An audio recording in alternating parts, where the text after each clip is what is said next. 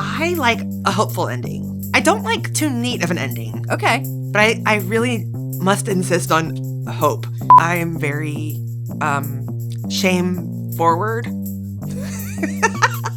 Like, I easily feel shame. It's the only emotion that you can feel it as acutely right now as you did in the moment. Like, I don't think it really fades. A lot of times people minimize love stories as if it's like fluffy or not as profound or important. And I think it is. Like, I don't think there's anything more important than that. I'm Rachel Martin, and this is Wildcard, the game where cards control the conversation. My guest this week is Jenny Han.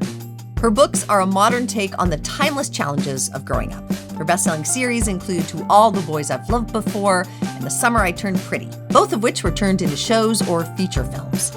Season 3 of The Summer I Turned Pretty comes out on Prime Video July 16th, and I am so very happy to welcome Jenny Han to Wildcard. First 3 cards, 1, 2, or 3? 1.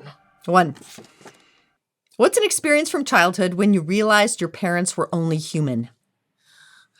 I would say that as a oldest child of immigrants, I never had a moment of, oh my gosh, they're human, because from as long as I can remember, I was sort of their translator and like an adult in the world. Yeah. Even like, going to McDonald's, I would always like order because they couldn't understand their accent, and then I would have to do it anyways. Or going to the store, and then the salesperson would talk to me, even though I'm 7 and my parents are obviously adults. Yeah. It was just, I think the reality for kids who have parents who are immigrants and English is their second language. Mm-hmm. And it's what has, I think, prepared me so well to, be a showrunner or a director, because I'm used to making decisions. I talk about this in therapy all the time. So I'm always like my issue is I'm always like scanning the horizon for danger, like at all times, So I think it's like a really great gift because I feel like super capable. But I think it also with it, I guess you could say, am I always like trying to like fix other people's problems? Yeah. Yes. How has all this affected your relationship with your parents today? I think they have always, like, I remember when I told them I was going to move to New York and get my master's in creative writing and take out all these loans to do it, right? It was after I graduated college. And my parents are both worriers. They worry about everything. And I thought they were going to be, like, worried about that. But my mom said to me, I'm not worried at all because your talent with writing. So I think whatever you think is best. And so it always has been, Jenny, you know better than us. So whatever you want to do or whatever you think is right is what you should be doing. And I think that can be hard for a kid in that if it was me as the parent and my kid was saying that to me, that I'm going to take out, $35,000 in loans and do this, and there's no guarantee at the end of it that you're going to have a job. It's not like I'm going to library school where then I could be a librarian. Right. You have no idea. It's a creative field. But I think I really did feel that confidence because they had always trusted me to, in many ways, like lead the family. It worked out. Their instinct about your instinct was right. Yeah, and they were like always really supportive. Of that. 3 more. 1, 2, or 3? Let's go with 3. What do you admire about your teenage self? This one's apropos. You know what? It's so weird, but I don't know that I like have a delineation between my teenage self and my self as a woman in her 40s. In a way, like I feel like I'm still the same person. I still love to write and spending time with my friends and my family and cooking and all those things. So, it still feels like I'm the same me. So we've only been in conversation for like less than 5 minutes, and I've already learned that you are very squarely pretty secure about who you are. You feel like the same person. There was no part of you as a teenager that you wanted to separate from because it's still you. Things were pretty good for Jenny Han, the junior, the adolescent. We need to talk about all of your projects. There are so many things because you started out as just a writer, and you were real good at telling stories, and now these stories have become these massive, massive hits in popular culture in the form of TV shows and feature films. Was owning your own media empire part of the grand plan when you set out?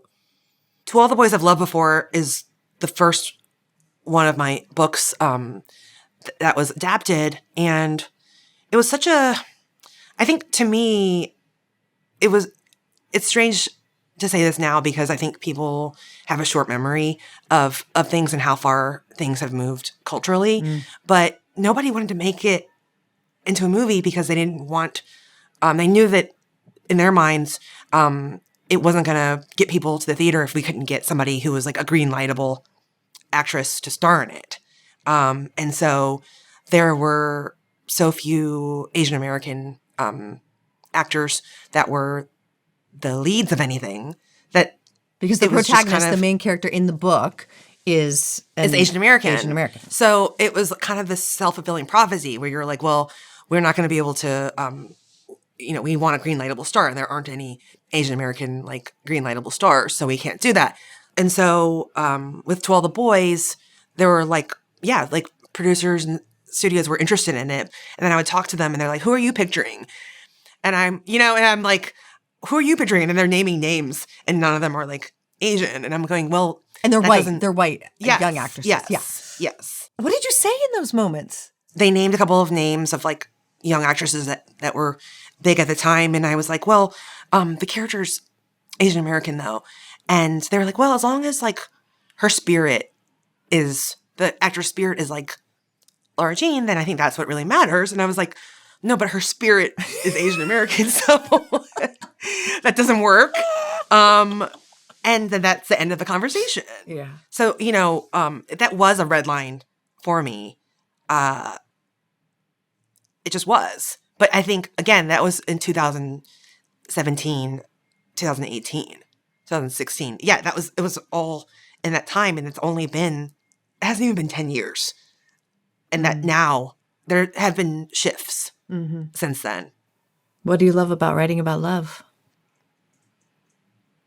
I think that at the end of your life, when you look back on everything and you think, was this a life worth living? You're thinking about the people you loved. You're thinking not about necessarily work or ambition or those things. I think you think about your family, you think about your loved ones, and if you spent enough time with them, and that to me feels like what's really important. And so I think a lot of times people minimize love stories as if it's like fluffy or not as profound or important as stories about other things. And I think to me it is. Like, I don't think there's anything more important than that. And so when I'm watching any story, I always like to watch a story with some sort of component of that, because that's what really, I think, like, I obviously want Katniss to, win the war and fight against the Capitol, obviously. But what is my like heart breaking for? It's like, when Peeta was like ripped away from her, and she that is important also, and the Hunger Games, for those who don't know or not cluing into these name references. Yeah. That's what makes it feel real. Yeah. Is that, and that's what you really care about. And that's what I care about. I care about, obviously, the resistance and everything. But, if I'm watching The Walking Dead or like a zombie thing, you're caring that they're going to make it out and that they can find some way to like have a semblance of a life. Of zombie love. Yeah. You're rooting for zombie love. Yes. You know what? Something, I mean, so am I. So we have to give the people what they want. So season 3 is coming up of The Summer I Turned Pretty. Mm-hmm. I know you can't say, but do you, in general, like a happy ending? Do you like a messier ending? What can you tell us? I like a hopeful ending. Uh-huh. I don't like too neat of an ending. Okay. Personally. Mm-hmm. But I really must insist on hope. Because if something ends... You may, in please. Such a if you're going to insist on anything. That's what I insist on. And I do think that is, for me, the only real difference between writing stories for a young audience and for adults is a hopeful ending. And it's because as a YA writer, I care about my readers. Like, I do feel a responsibility in that sense. I would never want someone to read my book and then want to cause like self-harm or, want them to feel like deeply depressed after reading that. Yeah. And then that would make that, because they're still a child. Right. You are responsible for them to some degree, I feel. Yeah, they're still fragile. Yeah, I mean, I just feel like I want them to feel hopeful. I want them to feel like good about themselves and good about the world around them. Mm-hmm. That's important to me. I mean, the 3rd season, the characters are older. They are now adults. They are in their 20s. We should just say, I have to do this little quick explanation. Yes. Because the main character, Belly, is trapped in a love triangle. And with 2 guys she's grown up with, and she has to choose one.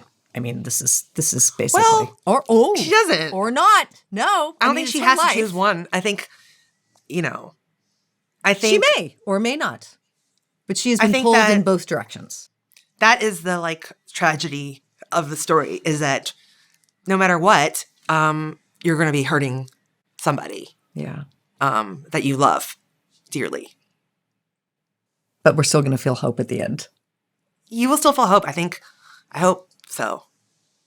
All we can do is hope for hope. Hope for hope. Okay. Round 2. 3 new cards. 1, 2, or 3. 3. 3. What are you okay being selfish about? I'm very fine being selfish about staying in a nice hotel. Same, girl, same. Like, the older I get, the more I'm like, I just can't. I really don't want to, like, sleep in an uncomfortable place. Like, bad sheets? I don't. Boo. Yeah. I just can't, because then I'm not going to, like, get a good night's rest. And I'm just going to feel kind of gross. And, like, that's not for me. I know. I also get car sick really easily. So I do like to be in the front seat. Can you be in a passenger seat? Or do you have to be passenger seat? You can be in the passenger seat. Yes. Okay. And I do like to control the music. I mean, you're right there. You're in the passenger seat. Like, what are you going to do? Like that. I guess those are my top. Those are good. Things. Those are good. 1, 2, or 3? 1. What does age teach you about love? Let's go 2. I read that and I was like, oh, that's a Jenny Han softball. No. No, indeed. What emotion do you understand better than all the others? I would say, I like this question. I would say embarrassment. I think I'm very shame forward. Like, I easily feel shame. I think it's, again, like feeling embarrassed all the time as a kid. And I think, to me, this is a really important one because I feel that it's the only emotion that you can feel as acutely right now as you did in the moment. Like, I don't think it really fades. When you think back to something that you said to somebody that was really embarrassing, that you really, like, shamed yourself. Yeah. I feel it. I feel like I'm right back in 9th grade and I, like, said something so dumb. And that's why I really put that into my stories and my characters. Yeah. Anyone can really relate to that feeling. Oh, yeah. You know? It's palpable. And I think love and hate and anger, all that can fade.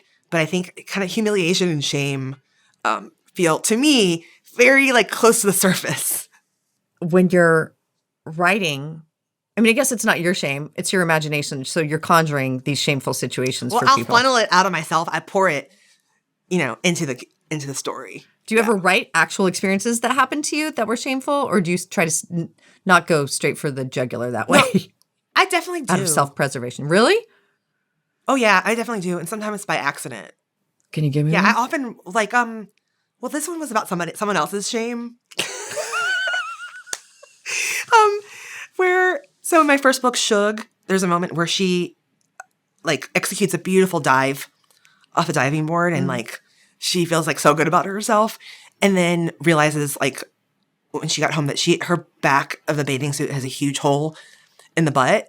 And I've put that in the book and I'm like, oh yeah, this is like really like a pungent kind of a potent feeling. Didn't happen to me. And my sister read it and she was like, oh, I can't believe you put Sadie's story in there. And I was like, what? And she was like, it happened to someone you knew. My cousin. Oh, God. When they were around that age, they were at a water park.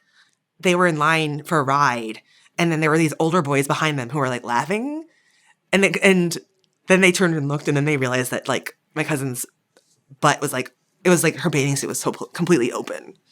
So I was like, oh yeah, that's where that came from. Yeah. So I put that in there without realizing it. Did your cousin just read the book and she never mentioned it. Now she might see this. Maybe she'll see this and be like, wow, thanks, Jen. Thanks a lot. Beliefs. 1, 2, or 3? Well, which one do you think I should pick? Jenny. Okay, fine. 2. What's something you no longer take for granted? Oh my gosh, now I'm going to cry. There was a moment where someone who I love dearly, we thought they might be very sick. And so we were waiting. It was a holiday. We were waiting to find out the results. And we weren't able to even get the test and stuff until after the holiday. And then it was like a long wait. And so it was like a good month of not knowing. And I just remember I was like really like beside myself. I couldn't stop crying every single day. I couldn't even like get up because I was so worried. Because I was thinking, okay, well, I could take off and move to this other place because this is where there was like a hospital for this particular illness. It was like the tests were like, I was like really going down the sort of like my issue I brought up before about scanning the horizon for danger and then like gaming out every single thing. And it was like $100,000 a month for these like tests, these like trials, experimental therapies. Yes. Yeah. And I was like, so how do expensive. I like, and I had been thinking about buying an apartment at that time. And I was thinking that I have that and like, I could sort of like, figure that out. And then,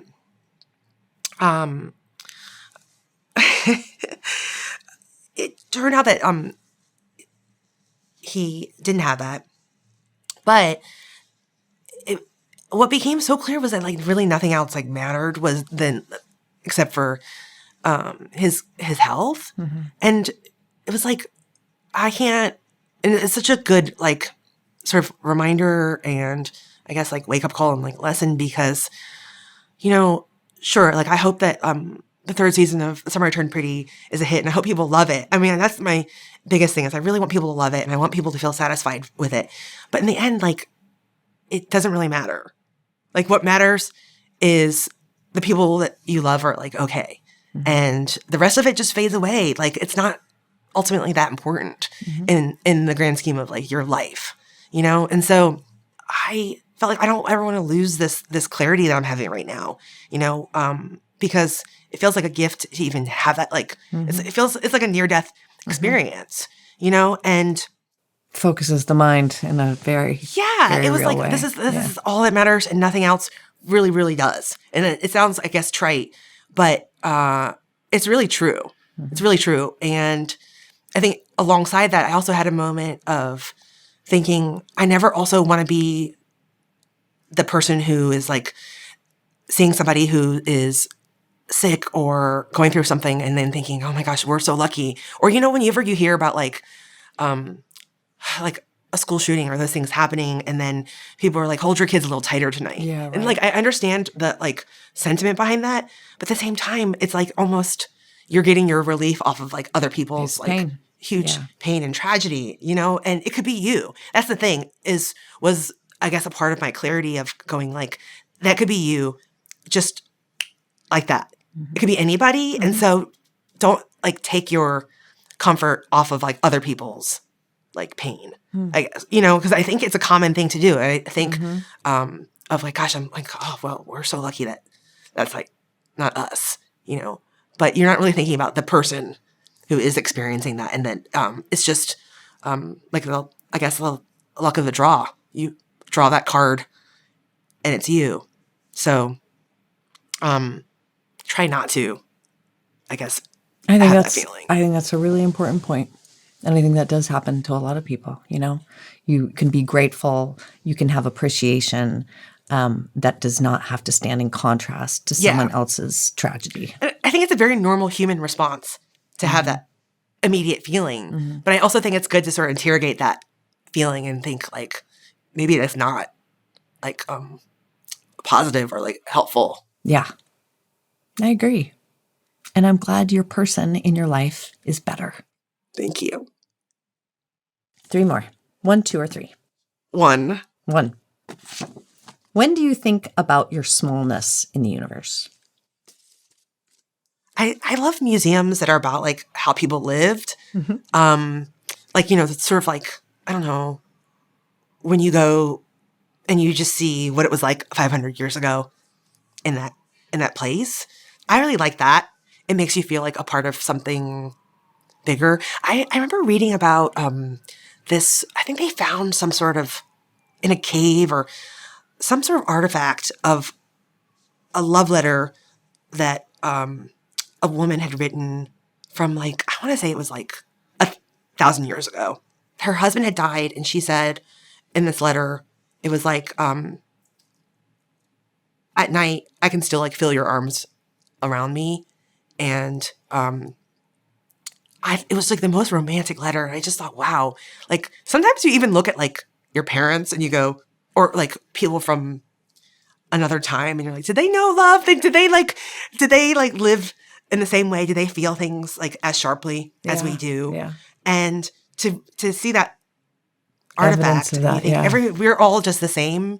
And even, like, I don't know, people like living in caves had the same intensity and like complexity of feeling and like emotion.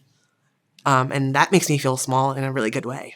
I love all instances that make you feel connected to ancestors and wake us up to their full humanity instead of these like one-dimensional representations that you often get in history books. It's hard to picture it, Yeah. It's hard to see them as that. And you just think that I think every generation feels like this is No one's ever we are, experienced this before. Yes. What? Exactly. This embarrassment? No one's ever seen a butt on the diving board or whatever that story was. No one's ever felt my pain in this way. And it is such a helpful reminder that everything that we're going through has been done before so many times. It really is. Felt before so many times. Yeah.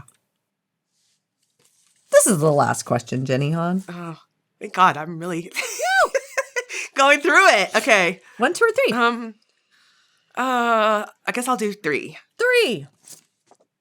Where do you feel most free? I feel very free with my family. Yeah. Because they have seen me at my worst moments and they still want to be around me. And so I feel very free to be,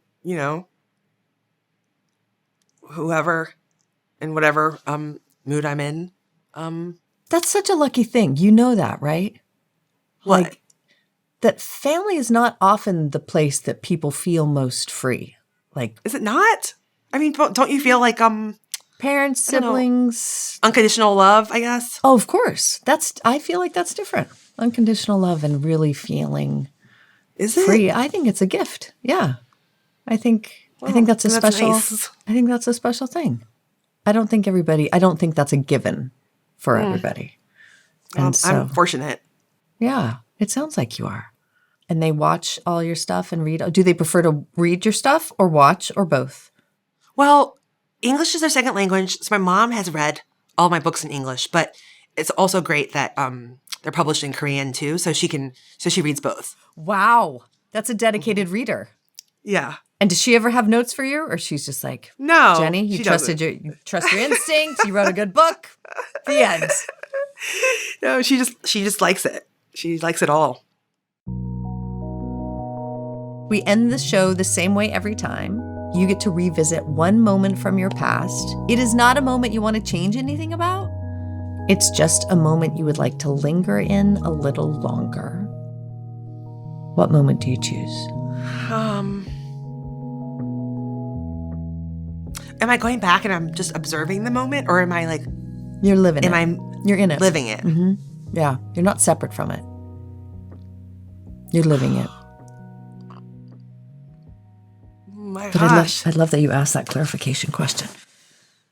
Sometimes I think just observing something is special because you're just like, oh, that girl. I mean, Look I at don't her. need to parse this. If you want to observe it, but the point is, you want to be there.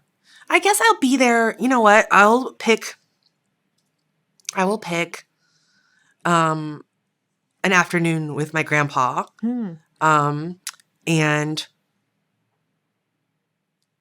I will pick that. I will pick us going to get his haircut. And I remember holding hands and eating an Eskimo pie. And I guess I must have been like 4 or 5, but it's one of my earliest memories. But we were very close, and he has since passed away, but he lived with us, and I was just like, he is my buddy. And I think I would like to go back and see him again. Did he often take you to get his haircut? I think I just went with him wherever. Like we used to sit there, and he'd sit in his armchair, and I would sit in his lap, and we'd watch Sanford and Son. And The Price is Right. He didn't speak English, and he couldn't walk very well. So I think I picked that one because that time he could still walk. Yeah. And I liked holding his hand. Jenny Han, thank you so much for talking with me. Thank you. Season 3 of The Summer I Turned Pretty is out on Prime Video July 16th.